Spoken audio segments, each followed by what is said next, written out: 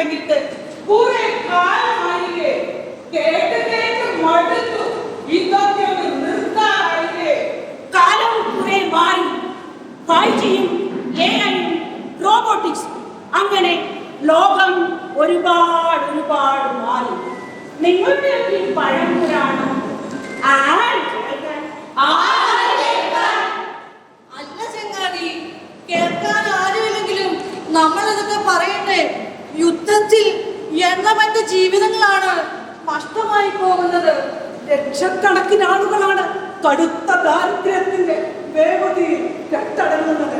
ആ വയറിന്റെ ചൂടൊന്ന് കുറയ്ക്കാൻ നമുക്ക് വേണ്ടി സ്നേഹത്തിന്റെയും സഹോദരത്തിന്റെയും ഒരു ബദൽ സംസ്കാരം വേണം.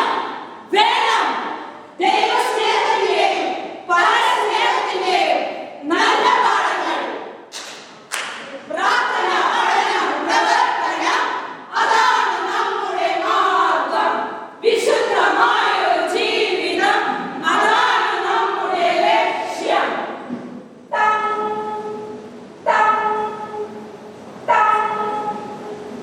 മോനെ, കുരിശുമണി അടിച്ചു. പ്രാർത്ഥനയ്ക്ക് സമയമായി. അമ്മേ, എനിക്ക് പല പ്രൊജക്ടുകൾ തീർക്കാനുണ്ട്. അപ്പോഴാണ് അമ്മയുടെ കുരിശുമണിയും സന്ധ്യാ പ്രാർത്ഥനയും. പ്രാർത്ഥന അമ്മയുടെ ഒരു അധര വ്യായാമം. എന്റെ പ്രൊജക്റ്റാണ് എനിക്ക് പ്രധാനം. മോനെ, ജീവിത വ്യഗ്രതയിലും വൈകാരിക തകർച്ചയിലും പ്രാർത്ഥനയല്ലാതെ ഒരു ശക്തിക്കും നമ്മെ താങ്ങാനാവുകയില്ല. അതെ, ദൈവവുമായി നിരന്തരം ബന്ധം പുലർത്താൻ പ്രാർത്ഥന ആവശ്യമാണ്. കണ്ണീരോടെയുള്ള ഒരു അമ്മയുടെ പ്രാർത്ഥനയാണ് പാപിയായ അവസ്ഥയെ വിശുദ്ധനാക്കിയത്. പ്രാർത്ഥനയിൽ ഉറച്ച വിശ്വാസം ഒരു സ്വർഗീയ തീർത്ഥാടനമാണ്. വരൂ, നമ്മുടെ വീടുകളെ പ്രാർത്ഥനയുടെ ഇടവിടമാക്കാം.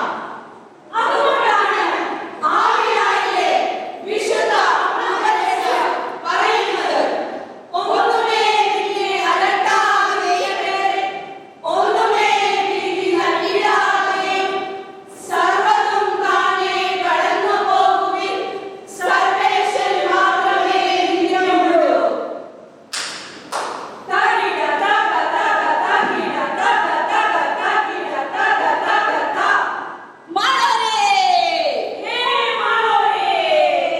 ദൈവകരുണയുടെയും കരുതലിന്റെയും ഓർമ്മപ്പെടുത്തലാണ് രക്ഷാകര ചരിത്രം. ഇതാ ഇവിടെ ഒരു നല്ല വിശേഷം, നല്ല ദൈവത്തിന്റെ വിശേഷം.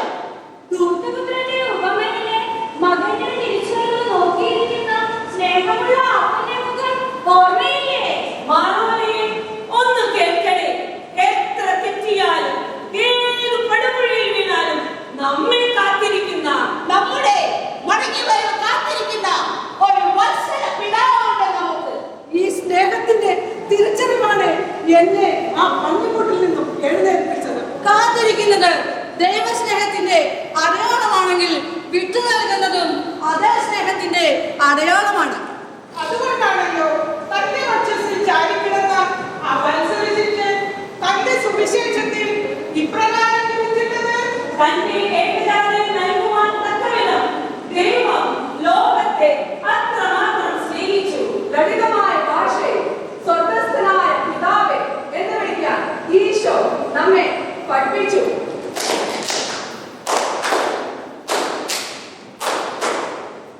എന്തിനെ കുറിച്ചാണ് നിങ്ങൾ സംസാരിക്കുന്നത്? നസ്രായനായ യേശുവിനെ കുറിച്ച്. അവൻ ഞങ്ങളുടെ രക്ഷകനാണെന്ന് ഞങ്ങൾ പ്രതീക്ഷിച്ചിരുന്നു. ഭോഷന്മാരെ, പ്രവാചകന്മാർ പറഞ്ഞത് വിശ്വസിക്കാൻ കഴിയാത്ത വിധം നിങ്ങളുടെ വിശ്വാസം നഷ്ടപ്പെട്ടോ? നിൽക്കൂ, ഞങ്ങളുടെ കൂടെ താമസിക്കൂ. നേരം വൈകുന്നു, പകൽ അസ്തമിക്കാറായി.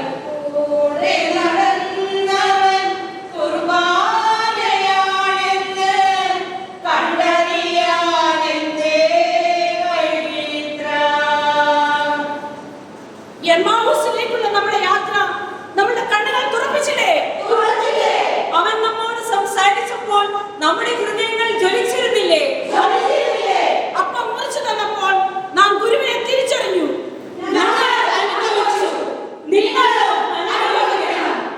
വിശുദ്ധ ജോൺ പോൾ രണ്ടാമൻ പാപ്പ ഇതിന് നൽകുന്ന വ്യാഖ്യാനം ഏറെ പ്രധാനപ്പെട്ടതാണ്. അവരുടെ ഉള്ളിൽ പ്രവേശിച്ചു. യേശുവിൻ തിരുബലി എൻ ശക്തി, അവന്റെ ശരീരം എൻ ആഹാരം. ഭയമില്ല, നാഥൻ കൂടെയുണ്ട്, വിശ്വാസത്തിൽ മുന്നോട്ട്.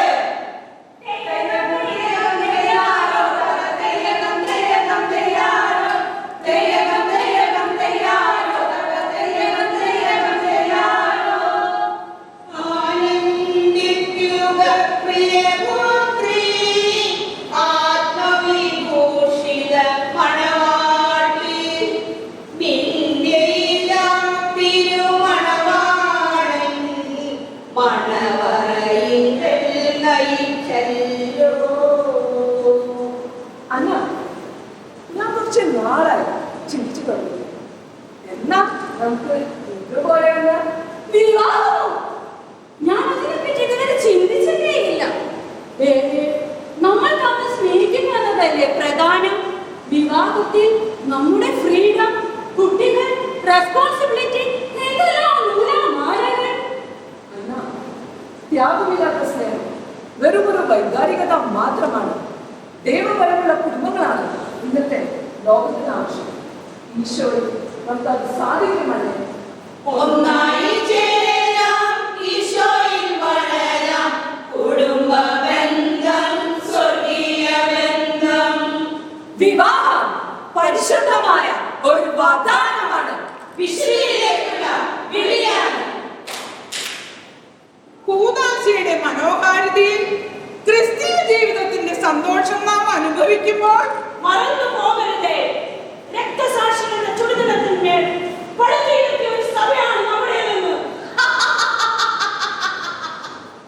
ഇത് നിങ്ങൾക്കൊക്കെയുള്ള അവസാന അവസരമാണ്. ഇപ്പോൾ നിങ്ങൾക്ക് ചിന്തിക്കാം, ജീവൻ വേണമോ വിശ്വാസം വേണമോ? അതിന് ഞങ്ങൾക്ക് രണ്ടാമതൊന്ന് ചിന്തിക്കാനില്ല.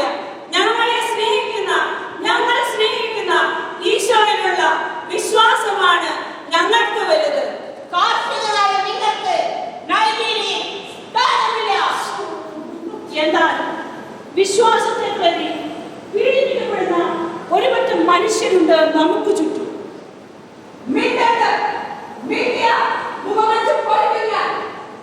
മനുഷ്യബന്ധം, മതപരിവർത്തനം ആണല്ലേ ഈ വേഷമൊക്കെ. നിയമമൊന്നും എന്നെ പഠിപ്പിക്കാൻ നീ നോക്കണ്ട. എവിടെയും മതമർദ്ദനവും നരഹത്യയും വിശ്വാസികളായ നമ്മൾ ഇതിനെതിരെ പ്രതികരിക്കേണ്ടേ? അല്ല, അതങ്ങ് ഛത്തീസ്ഗഡിലല്ലേ നടന്നത്? അല്ല, അതൊന്ന് നൈജീരിയയിലല്ലേ നടന്നത്? ലൂക്കാ സുവിശേഷകൻ പറഞ്ഞ ആ നല്ല അയൽക്കാർ നമുക്ക് ഉണ്ടായിരുന്നെങ്കിൽ ഇവിടെ നിർഭയന്മാർ ഉണ്ടാകുമായിരുന്നില്ല. സന്യസ്തർക്ക് സഞ്ചാര സ്വാതന്ത്ര്യം നിഷേധിക്കപ്പെടുകയില്ല. പെഹൽഗാം അറ്റാക്ക് ഉണ്ടാവുകയില്ല. ഈശോയിൽ